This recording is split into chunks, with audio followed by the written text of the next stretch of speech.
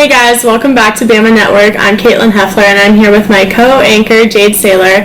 And sorry we've been out for a little bit. We have both been sick and just kind of dealing with college life. So we're back now. This is a week late. We're sorry about that, but we will now be going over the South Carolina game. And yeah, we're super excited. Thanks for coming back. Sorry we're late. So in the last video we talked about how we were going to head to the South Carolina game. Unfortunately I didn't end up going. I actually flew home to California to surprise my mom for her birthday. So I got to spend time with my family and watch some of my brother's football games. But Jayde still went and she's going to give you a background on the atmosphere and how that was. It was really crazy. I actually walked in late to the game. Columbia was very scattered. I wasn't expecting it to be so far apart, but everything was like 30 minutes from each other.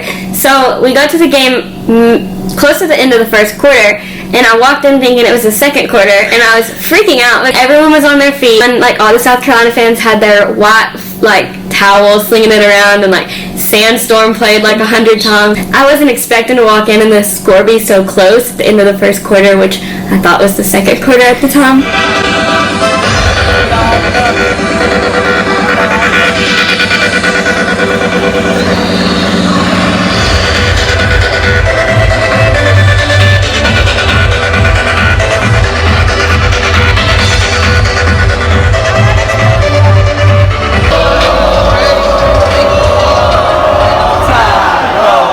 Another really cool thing about the game and the atmosphere was during the third quarter, all of the stadium, South Carolina and Alabama fans, and all the players and coaches did a tribute to South Carolina's quarterback, Ryan Helinski's brother, and that's why he wears the number 3. And during the third quarter, everyone holds up a 3 and does kind of like a moment of silence and talks about mental illness for his brother. Alright, now let's get down to the stats of the game. So, Tua threw for a career-high 444 yards and tied his personal best with 5 touchdowns in the SEC opener with a 47-22 victory over South Carolina on Saturday. Really impressive, really good look for Tua, and I mean, nothing new. I think it's something that Sarkisian has Tua doing, and it's kind of more NFL style. You're seeing more RPO and more checkdowns and short passes, and Tua's kind of taking what the defense is giving him this year versus last year you saw a lot of big plays and like throwing all the way down the field and trying to just like get to the end zone as fast as he could. And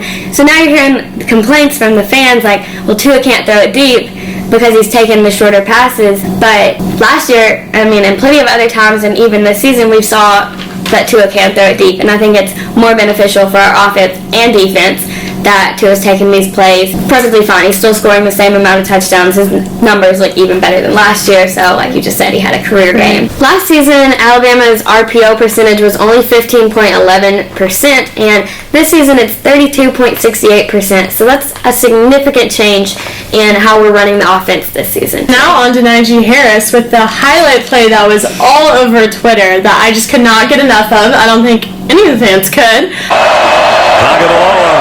All day to throw, crossing route, Najee Harris inside the 30, broke a tackle, a hurdle, and the sideline, and a touchdown. What a catch and run! So with that highlight play, he hurdled over a Gamecock and outran all the defenders for a 42-yard touchdown. Don't forget that stiff arm. Get him on the ground, man. That guy has a family. Along with that, furthermore, he caught 2 touchdown passes, the first 2 touchdown receptions of his career. He just had an outstanding game. These past few September games are kind of like warm-up games for us. I'm kind of ready for some more competition. Hopefully it comes our way soon. But along with the South Carolina quarterback, Ryan Helinski, who is taking over for Jake Bentley, he did what he could for the Gamecocks. Wouldn't you agree? Yeah, I mean, I was impressed with he's a starting true freshman, just that got thrown in the game, not this game, but he got thrown in a couple games ago, wasn't expecting to start this season, and so I think he's doing a pretty good job. Right, and so he went 36 of 57 passing for 324 yards and 2 touchdowns. So it's clear that he's living up to the hype so far. So another big play that you saw all over Twitter was the Major Tennyson supposed to be touchdown. I don't know if you guys saw the replay or the picture that he posted on Twitter, but this is what he said. We were just laughing about the way he was just like, thanks, because it's very clear that he was in and the refs called him out. So that could have been another touchdown, but thanks to the refs, it wasn't. Let's talk a little bit about the defense in this game. I think this was kind of like their exposure moment, that we really do have a lot of younger starters on defense and a lot of work to be done, and we cannot keep losing defensive players. Like, we're going to be having to have tryouts in the middle of this season for defense because we're not going to have anyone left if we keep having these injuries. And it's, I mean, I'm laughing, but it's actually not funny. But bringing us a lot of stress. I think they just have a lot of work to be done, and especially in like the freshman linebackers, it was just really obvious that they don't have the most experience, especially up against a little bit of a more competitive offense than what we've seen them play against in the past 2 games. Definitely hope to see them grow, and hopefully no more injuries to come on the defense. Please. So after this game, it's obvious that Tua has become more recognizable for the Heisman, and that Najee is definitely a weapon for the Tide. Along with these 2 players, we have, of course, Henry Ruggs, unstoppable, along with our Jerry Jeudy, who continues to show up. And I'm sure you guys have all heard about the reoccurring issue of student attendance to the games based on the heat and those early kickoffs we continue to get. But it doesn't really seem like we're going to get a night game. I guess we'll have to wait till next season to see our cool lots in another night game in Bryant-Denny. So every week we like to just briefly mention a couple other college football games that happened this past week. And so going off of week 3, Tennessee finally won a game. And so they might go 1-11 this season, but at least they aren't going 0-12. So good for them. You're doing great, Tennessee.